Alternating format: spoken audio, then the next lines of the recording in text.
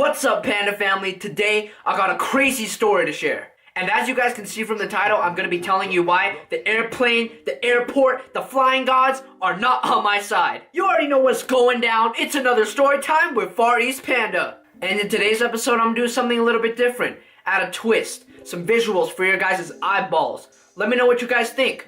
Let's go. To set the foundation, during the start of 2016, my grandparents brought up plans to visit California sometime soon. And if you know me, I love California. So you know I had to figure out some sort of way to go. Because you know Asian parents, they ain't gonna let you miss a week of school.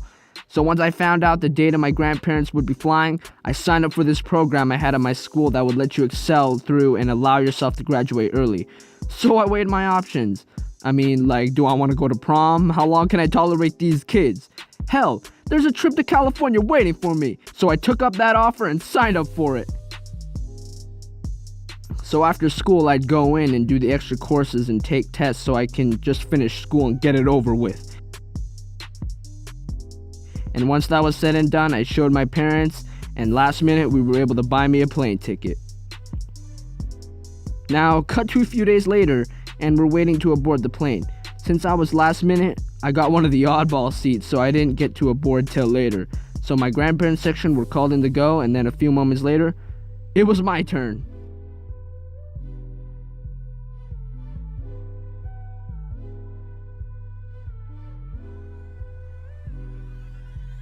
So I remember walking down the aisle feeling a bit anxious because my own eyeballs could see two seats open and neither of them had a great experience waiting for me. One was a mother obviously having a hard time taming her devil of a child, and other was two huge ass men with an open seat in the middle. And of course, I looked at the paper in hand, looked at the number above the seat row, and realized I was in for a treat. I remember at the exact moment I made eye contact with both guys and I stood there silent. At that moment in time, all three of us had a telepathy moment, and the message that was conveyed to each other was, well, shit. So I took my seat and got my camera out to prepare for some B-roll for my vlog. It was my first flying vlog, so I thought it'd be awesome to get some B-roll of us taking off.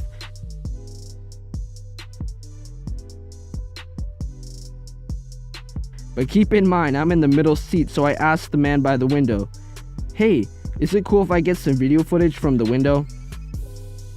And he replied, "Sure, go ahead." So a few moments later, as we were taking off and I reached over to vlog, of course I sort of had a hard time. Short arms, stomach in the way. But I managed to get it. And as we flew, I had to keep notifying him when I was going to reach over and film, because every time my arm would touch his belly and...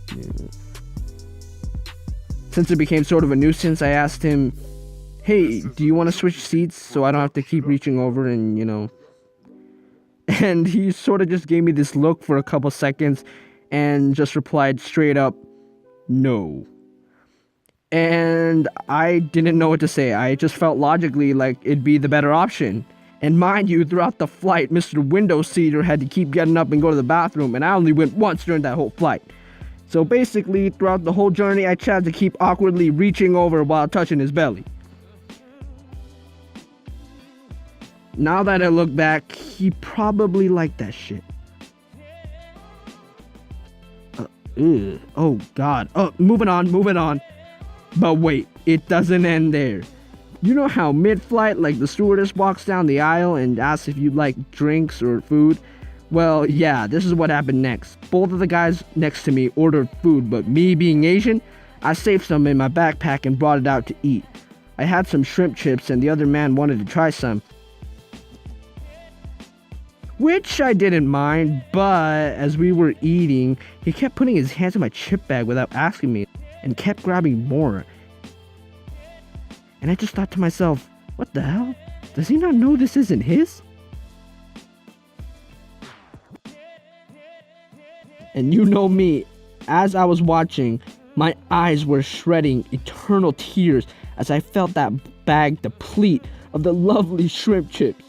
And thank the gods, if I thought it could not get any worse, we landed. But wait, of course things can't end happily. Mr. Window Seed was so freaking hesitant to leave, he just literally just stood up and tried to leave as fast as he could, squishing me to become a flat piece of paper. Shrimp Trip Stealer was lucky he had an outside seat to move out of the way, so I was just a martyr to this horrid attack. And luckily after that, it was painless, and though I felt that jet lag in my mind, I was really happy. I told myself, I'm finally in California and I'm ready to relax.